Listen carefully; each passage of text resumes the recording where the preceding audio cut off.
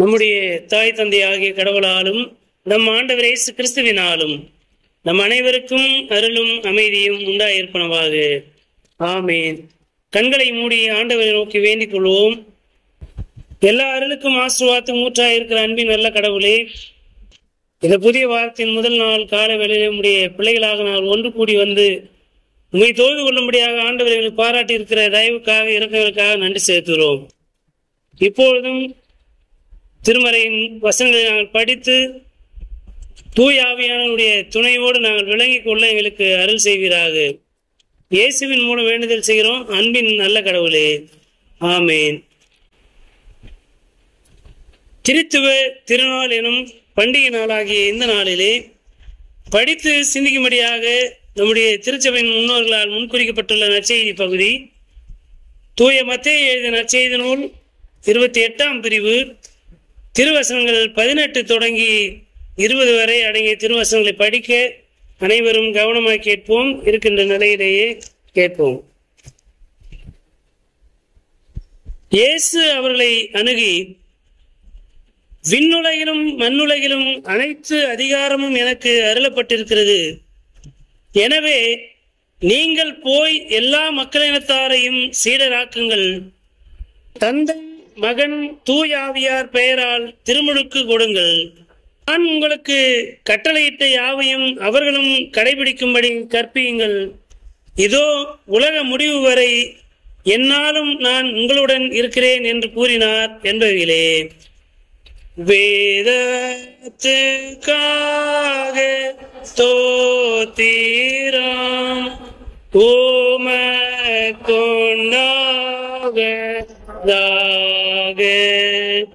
தெய்வீக வார்த்தையை தினம் எல்லோரும் பக்தியாக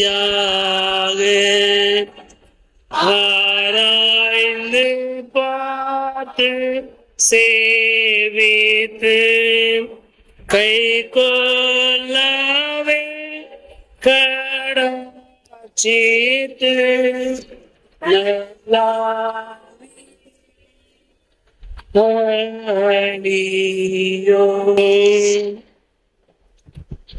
கிறிஸ்துவுக்குள் அன்பான இறைமக்களே, உங்கள் அனைவரையும் ஆண்டவர் இயேசு கிறிஸ்துவின் திருப்பெயராலே வாழ்த்துவதிலே மிகுந்த மகிழ்வடைகிறேன். திருத்துவ திருநாள் எனும் பண்டிகை நாள் என்ற வார்த்தையை அழுத்தமாக சொல்வதற்கு காரணம், பண்டிகை நாட்கள் என்பது ஒவ்வொரு சூழலுக்கு ஏற்ற விதமாக பிரித்து அறியப்படுகிறது. கொண்டாட்டங்கள், செலிப்ரேஷன்ஸ் என்பது வேறு, கடவுளின் வார்த்தையை மையப்படுத்திய திருநாள்கள் என்பது வேறு.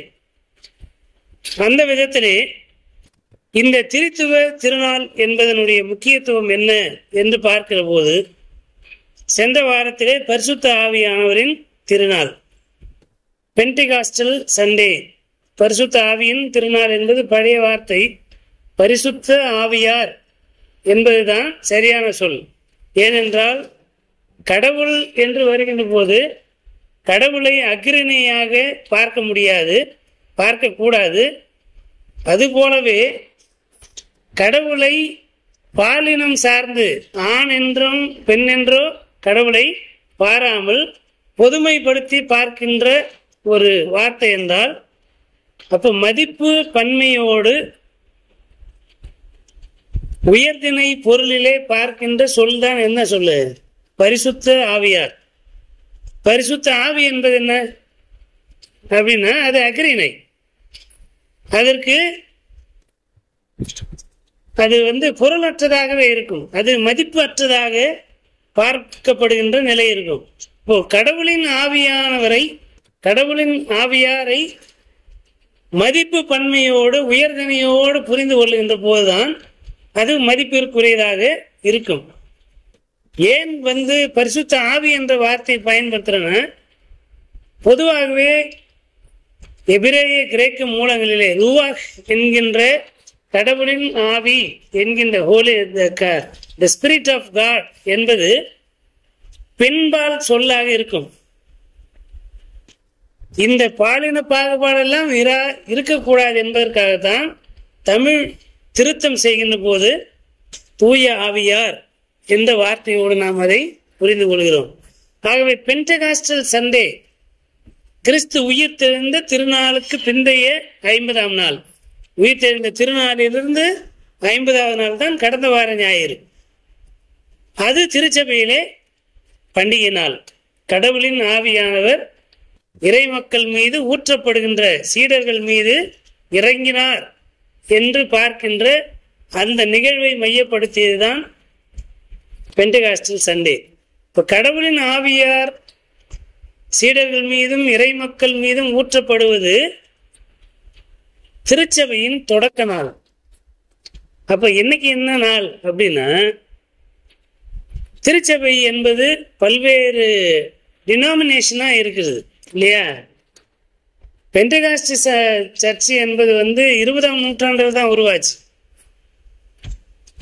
சீடர்கள் கூடியிருந்த அந்த சபைக்கு பேர் பெண்டகாஸ்டல் சர்ச்சு கிடையாது. பெண்டகாஸ்டல் என்றால் 50 என்பது பொருள். அந்த 50வது நாளில் கடவுளின் ஆவியானவர் ஊற்றப்பட்டார். அதே போல கடவுளின் ஆவியானவர் ஏதோ பெண்டிகாஸ்டுக்காரர்கள் மாத்திரம்தான் சொந்த மாதிரியே பேசுற சூழல் இருக்கிறது. அப்படியும் கிடையாது.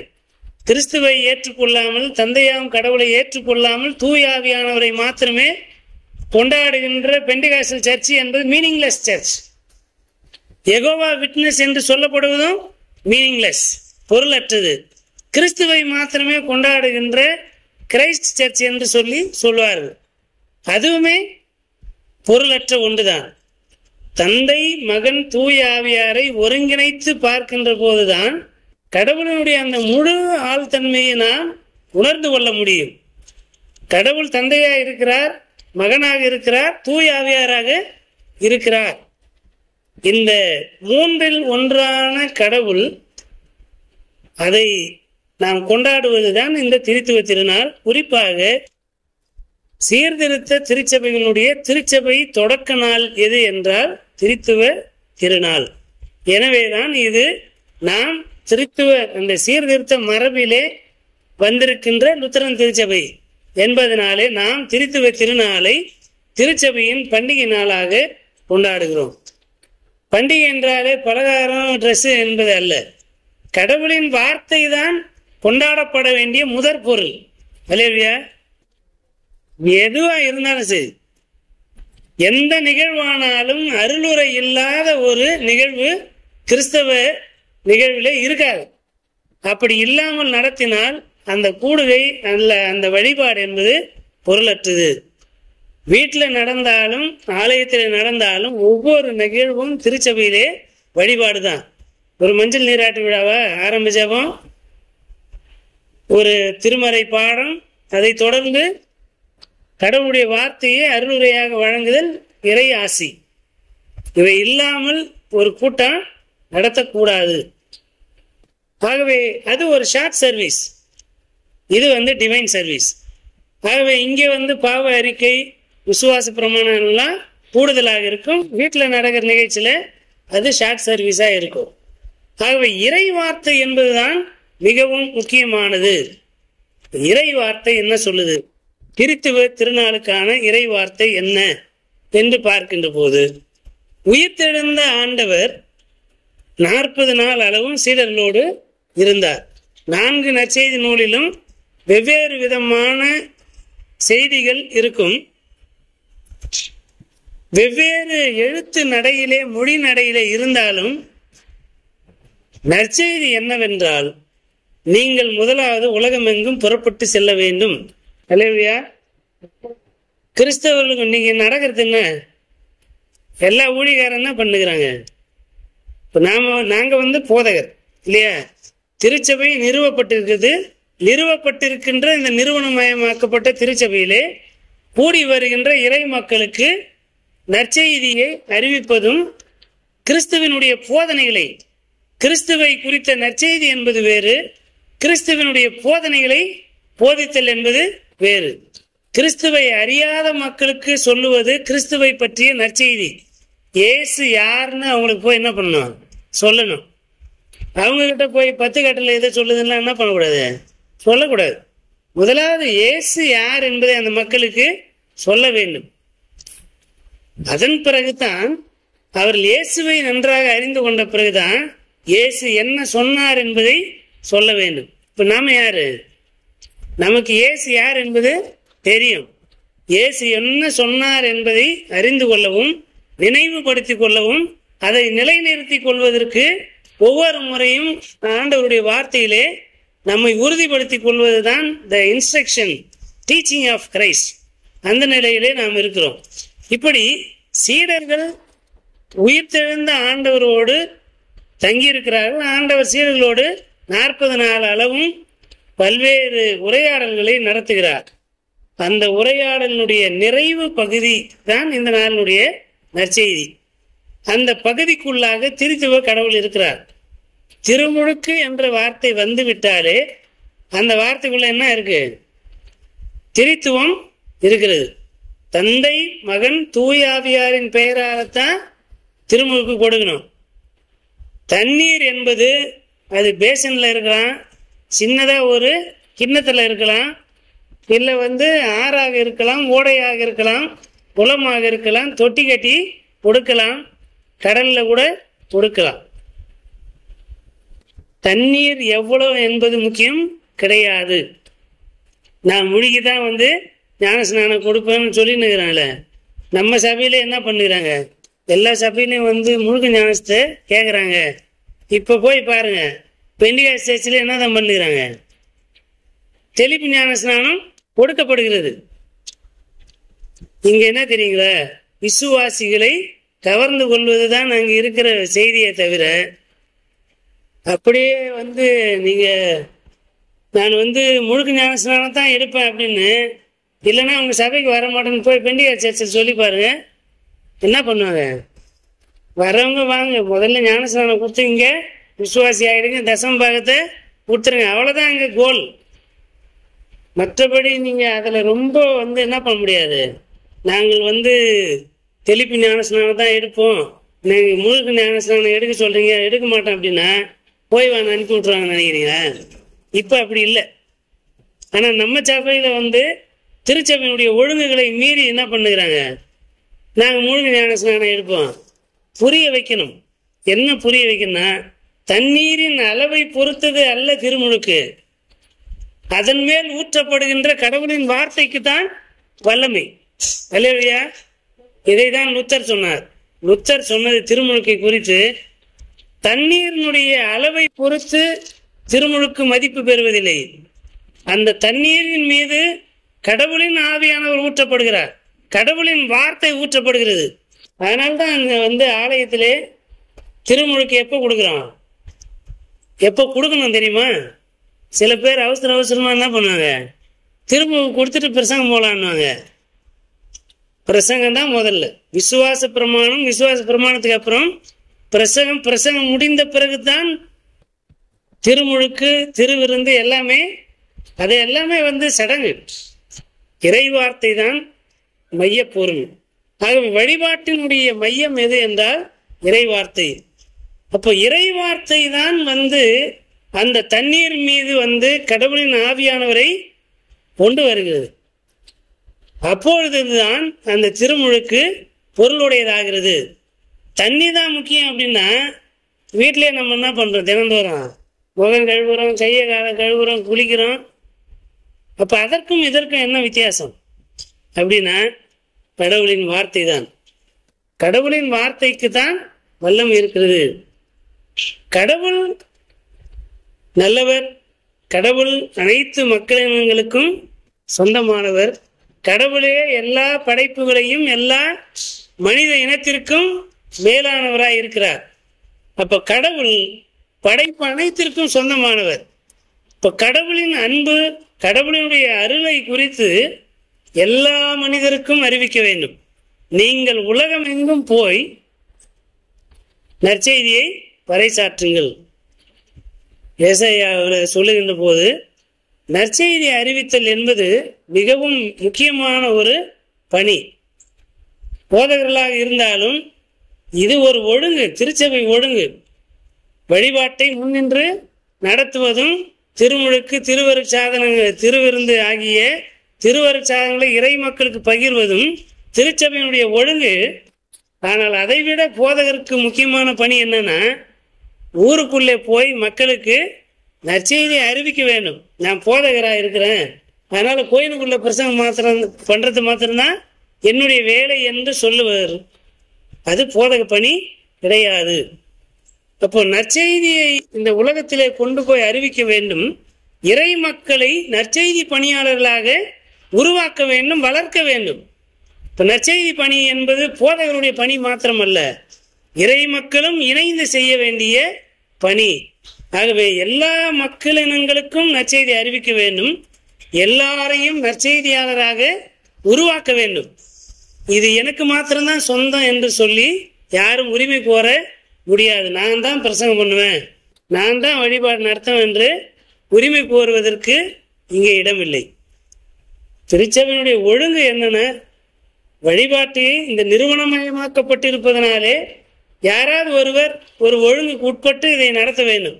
எனவேதான் போதகர் பணி என்பது உருவாக்கப்பட்டிருக்கிறதே தவிர வேற யாரும் பிரசங்கம் பண்ணக்கூடாதுன்றதுக்காக போதகர் பணி உருவாக்கப்படவில்லை. போதகர் பணியினுடைய நோக்கமே இறை மக்களை நற்செய்தி பணி செய்கின்றவர்களாக உருவாக்குகின்ற பணிதான் போதகருடைய பணி.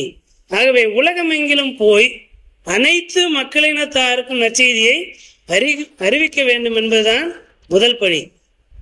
இரண்டாவது பணி திருமுழுக்கு கொடுக்க வேண்டும். நற்செய்தி அறிவித்தாயிற்று. கடவுளை குறித்து சொல்லியிருக்கிறது. கிறிஸ்து இந்த உலகத்திலே மனிதனாக வந்து, கடவுள் இயேசு கிறிஸ்துவிலே மனிதராக வந்து இந்த மனுக்குலத்தின் மீட்புக்காக தம்மை தாமே சிலுவையிலே அறைய ஒப்பு கொடுத்து தம்முடைய இரத்தத்தை சிந்தி எல்லாரையும் மீட்டு கொண்டிருக்கிறார். மீட்பு எல்லாருக்குமானது. இயேசு கிறிஸ்துவின் ரத்தம் எல்லாரையும் மீட்டு இருக்கிறது, எல்லாருடைய பாவங்களையும் மன்னித்திருக்கிறது என்பதை உலகத்திலே நற்செய்தியாக அறிவிக்க வேண்டும். அறிவித்த பிறகு யாரெல்லாம் இயேசு கிறிஸ்துவை தங்களுடைய சொந்த மீட்பராக ஏற்றுக்கொள்ளுகிறார்களோ அவர்கள் மனம் வந்து ஆலயத்திற்கு வருகின்ற போது அவர்களுக்கு என்ன பண்ணும்? திருமுழுக்கு கொடுக்க வேண்டும். திருமுழுக்கு கொடுக்கிறதுக்கு முன்னால அவர்கள் வந்து முதலாவது அவர்கள் காமன் பீப்புள், பொதுவான மக்கள். இயேசு கிறிஸ்துவை குறித்த, கடவுளை குறித்த நற்செய்தி அவர்களுக்கு அறிவித்த பிறகு they are believers, அவர்கள் விசுவாசிகளாக மாறுகிறார்கள். யாரெல்லாம் அந்த வார்த்தையின் மீது நம்பிக்கை வைக்கிறார்களோ அவர்கள் யாரு? விசுவாசிகள். விசுவாசிக்கிறாங்க, ஆனா இன்னும் ஞானஸ்நானம் பெறவில்லை. நம்ம என்ன நினைக்கிறோம்? ஞானஸ்நானம் எடுத்தவர்கள் எல்லாம் விசுவாசிகள் நினைச்சிருக்கிறோம். அதுதான் கிடையாது. நற்செய்தி அறிவிக்கப்பட்ட அந்த நற்செய்தியின் மீது யாரெல்லாம் நம்பிக்கை கொண்டிருக்கிறார்களோ அவர்கள் எல்லாருமே விசுவாசிகள். அதன் பிறகு ஞானஸ்நானம் கொடுக்கிறோம், திருமுழுக்கு கொடுக்கிறோம். திருமுழுக்கு ஏன் கொடுக்கிறோம் அப்படின்னா கிறிஸ்துவின் சீடர்களாக மாற்றுகிறோம். அல்லேலூயா, அல்லேலூயா. கிறிஸ்துவின் சீடர்களாக இருப்பதற்காக கொடுக்கப்படுவதுதான் எது? திருமுழுக்கு. திருமுழுக்கு பெற்றவர்கள் திரும்பி இந்த உலக வாழ்க்கைக்குள்ள போகக்கூடாது. கிறிஸ்துவுக்கு சாட்சிகளாக இந்த உலகத்திலே வாழ வேண்டும். கிறிஸ்துவை பிரதிபலிக்கின்றவர்களாக இருக்க வேண்டும். மரணமானாலும் வாழ்வானாலும் கிறிஸ்துவுக்காக தங்களை இழக்க ஒப்பு கொடுத்த ஒரு வாழ்வுதான் சீடத்துவ வாழ்வு. திருமுழுக்கு பெற்ற ஒவ்வொருவரும் இந்த உலகத்தின் நீதிக்காக துன்புறுவதற்கு தங்களை அர்ப்பணித்தவர்களாக இருக்கின்ற போது அவர்கள் கிறிஸ்துவின் சீடர்களாக மாறுகிறார்கள். இப்ப நற்செய்தி அறிவிக்கணும். நற்செய்தியை அறிவித்து அவர்களுக்கு திருமுழு கொடுத்து அவர்களை சீடர்களாக்க வேண்டும். சீடர்கள் ஆன பிறகு அவர்கள் போய் நற்செய்தியை அறிவிக்க வேண்டும். இந்த நற்செய்தியை அறிவிக்கின்ற அதிகாரத்தையும் உரிமையும் எல்லா மக்களுக்கும் உரியதாக்க வேண்டும். அதை கரை கட்டி நிறுத்த கூடாது, அதுக்கு தடைகள் போட கூடாது. எல்லாரும் நற்செய்தியை அறிவிப்பதற்கான திறந்த வாசலை நாம் உருவாக்குகின்ற மக்களாக இருக்க வேண்டும். பல நேரங்களில் திருச்சபையில் நிறைய போராட்டங்கள் இருக்குது. நம்முடைய ஆசிரியர்கள் நற்செய்தி பணி செய்வதற்காக தனிப்பட்ட நபராக திருச்சபைகள் வைத்து நடத்துகின்றவர்களும் இருக்கிறார்கள். கிராம ஊழியத்திலே தங்களை அர்ப்பணித்துக் கொள்ளுகின்ற ஆசிரியர்கள் இருக்கிறார்கள். இப்போ இந்த இடத்துல சபையை நடத்துகின்ற பொறுப்பாளராக ஒரு பணியை செய்கிறோம். இப்படி ஆசிரியர்களும் போதகர்களுமாக இணைந்து நற்செய்தி பணி செய்கின்ற போதுதான் திருச்சபை வளர்கிறது. இங்கே சில கான்ட்ரவர்சியும் திருச்சபையிலே இருக்கிறது. என்னன்னா, இங்கே இருக்கிற விசுவாசி போய் ஒரு தனியாக ஒரு சபை வச்சுக்கிட்டு அவர் ஒரு கூட்டத்தை கூட்டிக்கிட்டு அவர்களுக்கு சந்தா கட்டிக்கிட்டு அவர்களை கொண்டு வந்து இங்கே ஓட்டு போகிறது, அவர் இங்கே பிசி மெம்பராக இருக்கிறது, இப்படி செய்கின்ற போது தான் அவர்கள் இப்படி இண்டிபெண்டன்ட் சர்ச்சு நடத்தக்கூடாது அப்படின்னு சொல்லக்கூடிய ஒரு நிலைக்கு தள்ளப்படுகிறது. ஆனால் இந்த திருச்சபை அரசியல் எல்லாவற்றையும் ஓரங்கட்டி நற்செய்தி பணி அறிவிக்கின்ற பணி நடைபெறுகிறது என்பதை ஊக்குவிக்கின்ற மக்களாகத்தான் நாம் இருக்க வேண்டும். திருச்சபை இருக்கிறது, திருச்சபையில போதகர் சில வரைமுறைகளை திருச்சபை ஒழுங்கு என்ற பெயரில் வச்சிருக்கிறோம். பயிர் தான் பிரசவம் பண்றாரு, அதுக்குள்ள பகிர்ந்து கொடுக்க விருப்பமில்லாத மனமும் இருக்கிறது. இல்லை மக்கள் ஐயர் தான் பண்ணணும்னு நினைக்கிறாங்க அப்படின்னு சொல்லுகின்ற சூழலும் இருக்கிறது. அது ஐயரே கூட சொல்லி கொடுத்துருப்பார். இப்படிப்பட்ட நிலைகள் எல்லாம் இருக்கிறது. அப்போ ஊழியம் செய்வதற்கு திருச்சபை ஒழுங்கு தடையாக இருக்கின்ற போது சில நேரங்களில் திருச்சபை ஒழுங்கு மீற வேண்டிய நிலைக்கு இறை மக்கள் தங்களுக்குள்ள அந்த விசுவாச அனல் என்பது பற்றி எறுவதனாலே அவள் போய் கட்டுப்பாடுகளை கடந்து எனக்கு ஊழியம் செய்யணும், ஆண்டவர் நற்செய்தியை அறிவிக்கப்படாத மக்களுக்கு அறிவிக்க வேண்டும் என்கின்ற உணர்வோடு ஊழியத்தை செய்கின்ற இறை மக்கள் இருக்கிறார்கள். அதை உண்மையாகவே ஊக்குவிப்பதுதான் நல்ல போதகருடைய பணி. ஆகவே ஊழியம் செய்வதை நாம் ஊக்குவிக்கின்ற மக்களாக இருப்பதற்கு அழைக்கப்படுகிறோம். இந்த நற்செய்தி பகுதியினுடைய சாரணம் எல்லாவற்றையும் நாம் அறிந்த பிறகு நமக்கு கொடுக்கப்படுகின்ற வாக்குத்தத்தம் என்ன? அந்த கடைசி வார்த்தை என்ன சொல்லுதுன்னா, நீங்கள் போய் நற்செய்தி அறிவிங்க, திருச்சபைகளை ஆங்காங்கே இல்லத்திலே ஹவுஸ் வர்ஷிப் குடும்பத்திற்குள்ளே வீட்டு ஆராதனையை நடத்துவது தான் முதல் திருச்சபையை. இன்னைக்கு பல நேரத்தில் நம்ம நம்முடைய கன்வீனியன்ட்னால என்ன ஆகுது, ஹவுஸ் விசிட் என்பது இல்லை காட்டேஜ் பிரேயர் என்பது இல்லாத நிலையில் இருக்கிறது. ஒருவேளை இப்படிப்பட்ட நற்செய்தி பகுதியை படிக்கிற போதும் இதை கற்பிக்கின்ற போதும் ஆவியானவர் நமக்கே உணர்த்துகிறார். அப்பா நீயே இன்னும் ஹவுஸ் விசிட்டும் காட்டேஜ் பிரேயரும் நடத்தாமல் இருக்கிற அப்படின்னு ஆவியானவர் நமக்கு உணர்த்துகின்ற போது அதை தொடர்ந்து செய்ய வேண்டிய பொறுப்பு நமக்கு இருக்கிறது. அவற்றை எல்லாம் செய்கின்ற போது ஆண்டவர் நமக்கு ஒரு வாக்குத்தத்தத்தை கொடுக்கிறார். என்ன வாக்குத்தத்தம்? இதோ சகல நாட்களிலும் நான் உங்களோடு கூட இருக்கிறேன். அல்லேலூயா. முதலாவது உலகத்திற்குள்ளே போய் நற்செய்தியை அறிவிக்க வேண்டும். நற்செய்தியை அறிவித்து கிறிஸ்துவை ஏற்றுக்கொண்டவர்களை திருமுழுக்கு கொடுத்து அவளை சீடராக்க வேண்டும். சீடராக இருக்கின்றவர்கள் கிறிஸ்துவனுடைய கட்டளை, நான் முதல்ல சொன்னேன் இல்லையா, கிறிஸ்துவை குறித்த நற்செய்தி என்பது வேறு, கிறிஸ்துவனுடைய போதனைகளை கற்பித்து கடைபிடிக்க செய்வது என்பது வேறு. கிரேக்க மொழியிலே கெரிக்மா அண்ட் டிடாக்கே என்கின்ற 2 வார்த்தைகள் இருக்கு. கெரிக்மா என்பது ப்ரொக்ளைமிங் த காஸ்பிள், இயேசுவை அறியாத மக்களுக்கு இயேசுவை குறித்து அறிவிப்பதற்கு பெயர் கெரிக்மா. ப்ரொக்ளைமிங் த காஸ்பிள், நற்செய்தி அறிவித்தல். டீச்சிங் த காஸ்பிள், இயேசு கிறிஸ்துவனுடைய நற்செய்தியை இறை மக்களுக்கு போதிப்பது, சீடர்கள் ஆக்குவது, சீடர்களுக்கு போதித்து அவர்கள் அந்த விசுவாசத்திலே நிலைத்திருக்க செய்வதுதான் டிடாக்கே. கற்பித்தல், இன்ஸ்ட்ரக்ட் பண்றது, கட்டளையிடுவது, கடைபிடிப்பதற்கு அறிவுறுத்துகின்ற பணி, நினைவூட்டுகின்ற பணி என்பதுதான் டிடாக்கே. ஆகவே இந்த ரெண்டுமே உடைய இடம் எதுனா திருச்சபை. ஏன்னா திருச்சபைக்கு வருகின்ற எல்லா மக்களும் பெரிய அப்படியே வேத விற்பனர்களாக இருக்க வேண்டும் என்று அவசியம் கிடையாது. சில மக்கள் புதிதாக வந்திருப்பார்கள், திடீர்னு அப்படி போயினே இருப்பாங்க வழியில.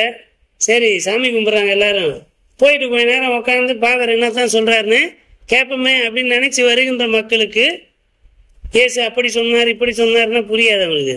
இயேசு முதல்ல யார் என்பதை, இயேசுனுடைய அன்பை முதலாவது சொல்ல வேண்டும். ஆகவே உலகத்திற்கு உள்ளாக சென்று நற்செய்தி அறிவிக்க வேண்டும்.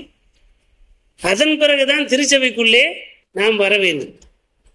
நம்ம என்ன பண்றோம்னா, வெளியே போனாக்க அடிப்பான், திட்டுவான், கலவரம் பண்ணுவாங்கன்னு நம்மளே சொல்லிக்கிட்டு நம்ம ஒரு சொஃபஸ்டிகேட்டடான ஒரு அட்மாஸ்பியருக்குள்ள உட்காந்துக்கிட்டு இதுதான் என்னுடைய பணின்னு மக்களை கற்பித்து ஐயரை எந்த இறை மக்களும் நீ ஏன் ஊழியமே செய்ய மாட்டீங்க அப்படின்னு விசுவாசிகள் கேட்டு விடாதபடிக்கு என்ன பண்ணுகிறான், த்ரெட்டு பண்ணி வச்சுக்கிறோம். இந்த பாரு ஐயரை கேள்வி கேட்டு சாமி குத்தன்னு மக்கள் நினைக்கிற அளவுக்கு என்ன பண்றான், பல நேரத்தில் இந்த அங்கியை இறை மக்களை மிரட்டுவதற்கான கருவிகளாக பயன்படுத்துகிறோம். அதற்காக இந்த உடை நமக்கு கொடுக்கப்படவில்லை. இறை மக்களுக்கு இயேசு கிறிஸ்துவை குறித்தும் இயேசுடைய கட்டளைகளை குறித்தும் கற்பித்து இயேசுவின் அன்பை இந்த உலகத்தில் விதைப்பதற்கு இறை மக்களை இயேசுவின் சீடர்களாக்குகின்ற பணியையும் அந்த சீடர்களை கிறிஸ்துவின் போதனையிலே நிலைத்திருக்க செய்கின்ற வேலையும் நாம் செய்வதற்கு அழைக்கப்பட்டிருக்கிறோம். இவை எல்லாவற்றையும் செய்கின்ற போது இவை எல்லாவற்றின் ஊடாகவும் ஆண்டவர் நம்மோடு கூட இருக்கிறார். அதுதான் நமக்கு கொடுக்கப்படுகின்ற வாக்குத்தத்தம். இதோ உலகத்தின் முடிவு வரையந்தும் எல்லா நாட்களிலும் இந்த உலகம் இருக்கிற வரை கடவுள் தம்முடைய மகனாகி இயேசு கிறிஸ்துவனுடைய அந்த மறு வருகை நிகழும் வரை அவர் நம்மோடு கூட இருந்து கொண்டே இருக்கிறார். எனவேதான் நான் போய் வேறொரு தேற்றவாளனை உங்களுக்காக அனுப்புகிறேன். அவர் மனிதராக முதல் தேற்றவாளனாக நம்மோடு இருந்தார். இப்பொழுது அவருடைய ஆவியானவர் நமக்கு அனுப்பி நம்மையே அவருடைய ஆவியானவராக செயலாக்கம் செய்கின்றவராக ஆண்டவர் இயேசு இருக்கிறார். நமக்குள்ளே ஆவியானவர் இருக்கிறார், நம்மோடு இருக்கிறார், நமக்குள்ளே இருக்கிறார். நமக்குள்ளே இருந்து செயலாற்றுகின்றவர் தான் தூய ஆவியானவர். ஆகவே நாம் கிறிஸ்துவை உடையவர்களானால் நாம் தான் கடவுளின் ஆவியானுடைய பிரதிநிதிகளாய் இருக்கிறோம் என்கின்ற எண்ணத்தோடு தூய்மையான வாழ்வு, தூய்மையான சிந்தனை, தூய்மையான நடத்தை உடையவர்களாக நாம் கிறிஸ்துவுக்கு சான்று பகர்வதற்கு இந்த நாளிலே அழைக்கப்படுகிறோம். ஆகவே தந்தை, மகன், தூய ஆவியாராகிய மூவரு கடவுளை வழிபடுகின்ற திருச்சபையாக நம்முடைய திருச்சபை இருக்கிறது. இந்த போதனைக்கு புறம்பாக நாங்கள் யெகோவா விட்னஸ், நாங்கள் யெகோவாவை தான் வணங்குறோம் அப்படின்னு சொல்லிட்டு ஒரு குரூப் வருவாங்க. புறம் தள்ளுங்க. நாங்கள் கிறிஸ்துவை மாத்திரம்தான் நாங்கள் மதிப்போம், கடவுளும் கிடையாது, பிதாவும் கிடையாது, பரிசுத்த ஆவியானவரும் கிடையாதுன்னு சொல்ற குரூப் வராங்களா, நீங்கள் கொஞ்சம் ஒதுங்கி நில்லுங்க, உங்களுக்கும் எங்களுக்கும் சம்பந்தம் இல்லை. தூய ஆவியானவர் மாத்திரமே பிடிச்சுக்கிட்டு இயேசுவை குறித்து கற்பிக்காமல், இயேசுடைய போதனைகளை குறித்து கற்பிக்காமல் எப்போ பார்த்தாலும் பரிசுத்த ஆவியானவர் பவுல் சொன்னதை மாத்திரமே தான் என்ன பண்ணுவாங்க, சொல்லிக்கிட்டே இருப்பாங்க. நற்செய்தியை வாசித்து அதை அறிவிக்காமல் வெறுமனே பரிசுத்த ஆவியானவரை பற்றி பேசுவதோ அல்லது பவுல் எழுதின கடிதங்களை எடுத்து வச்சுக்கிட்டு மற்றவங்களை அறநெறி சார்ந்து விமர்சனம் செய்வது, மற்றவர்களுடைய நடத்தைகளை விமர்சனம் செய்வதற்காகவே தான் எப்பொழுதுமே பவுலின் கடிதங்களை பயன்படுத்துவார்கள். அப்படிப்பட்டவைகள் எல்லாம் நற்செய்திகள் கிடையாது. யாருக்கு எதை சொல்லுகிறோம், எப்படி சொல்லுகிறோம்?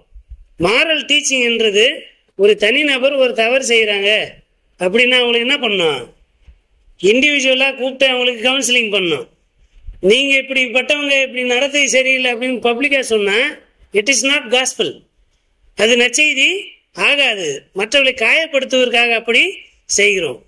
இந்த அணுகுமுறைகளை எல்லாம் உள்வாங்கி தந்தை, மகன், தூயாவியாராகிய மூவரு கடவுளை வழிபடுகின்ற மக்கள் நாம் என்பதிலே தெளிவுடையவர்களாகவும் விசுவாச பிரமாணத்தை அறிக்கை செய்கின்றவர்களாகவும் நாம் இருப்பதற்கு இந்த நாளிலே அழைக்கப்படுகிறோம். நம்முடைய விசுவாச அறிக்கைகள் எல்லாமே பார்த்தோன்னா முதலாவது பிதாவாகிய கடவுள், தந்தையாகிய கடவுளை குறித்து சொல்லப்பட்டிருக்கும். அதன் பிறகு மைந்தராகிய இயேசு கிறிஸ்துவை பற்றி சொல்லப்பட்டிருக்கும். மூன்றாவது ஆவியானவரை குறித்து சொல்லப்பட்டிருக்கும். நான்காவது திருச்சபை குறித்து சொல்லப்பட்டிருக்கும். இவைதான் கிறிஸ்தவ விசுவாசம். அதுதான் சீர்திருத்த மரபின் வழிபாட்டு முறைமை என்பதை மனதில் வைத்து நம்மை நாம் ஆண்டவரிடத்தில் ஒப்பு கொடுப்போம். திரியேக கடவுளோடு இணைந்திருக்கின்ற மக்களாக நாம் தனிநபர் திருச்சபையாக நாம் கடவுளினுடைய ஆலயம் என்று சொல்றோம் இல்லையா, இப்போ நாம் கடவுளினுடைய ஆலயம் என்ற முறையிலே we are the church. நாம் எல்லாருமே கிறிஸ்துவின் ஆலயமாக இருக்கிறோம். பிதா, குமாரன், பரிசுத்த ஆவி, அதோடு கூட நான் இந்த நால்வர் ஆகிய இந்த கூட்டு உறவிலே நிலைத்திருப்பதற்கு நம்மை நாம் ஒப்பு கொடுப்போம். கடவுள் தாமே நம்மை ஆற்றல் படுத்தி வழிநடத்தி காப்பாராக. ஆமேன். கண்களை மூடி ஆண்டவரை நோக்கி. அனைத்து ஆசீர்வாதனுக்கும் மூற்றும் காரணமாக இருக்கிற அன்பின் நல்ல கடவுளே, தாயும் தந்தையுமானவரே, இந்த அருமையான வாரத்தின் முதல் நாளுக்காக நன்றி செலுத்துகிறோம். இதனால் நம்முடைய வார்த்தைகளை நாங்கள் சிந்திக்கும்படியாக ஆண்டவர் எங்களுக்கு பாராட்டின உங்களுடைய இரக்கங்களுக்காக, ஆற்றல்களுக்காக நன்றி படைக்கிறோம். தொடர்ந்து உங்களுடைய திருவருட் சாதனை பங்கு பெறுவதற்கு உங்களுடைய தூய ஆவியான வழியாக எங்களுடைய பாவங்களிலிருந்து நாங்கள் விடுபடவும், உங்களுடைய மீட்பை பெற்றுக்கொள்ளவும், மன்னிப்பையும் இரக்கத்தையும் பெற்றுக்கொள்ளவும் ஆண்டவர் எங்களுக்கு கிருபை செய்தல் வேண்டுமா இடத்திலே மன்றாடுகிறோம். எல்லாவற்றையும் உங்களுடைய திருக்கரத்துக்கு ஒப்புகிறோம். ஆண்டு கொள்ளும், வழிநடத்தும், பலப்படுத்த காத்துக்கொள்ளும். இயேசு என்ற திருப்பெயரை முன்னிட்டு வேண்டுதல் செய்கிறோம். அன்பின் நல்ல கடவுளே, ஆமேன். அனைத்து ஆற்றல் நிறைந்த நம்முடைய தாயும் தந்தையுமாகிய கடவுளுடைய அன்பும், நம்முடைய ஆண்டவர் மீட்பெருமாகிய இயேசு கிறிஸ்துவனுடைய அருளும் அமைதியும், தூய ஆவியானுடைய வல்லமையுள்ள பாதுகாப்பும் பராமரிப்பும், மாறாத நித்திய உடன்படிக்கும் உறவும் ஐக்கியமும் வாழ்த்தலும் இன்றும் என்றும் எல்லா காலம் நம் அனைவரிலும் நீடித்து நிலைத்திருந்து வழிநடத்தி காப்பனவாக. ஆமேன்.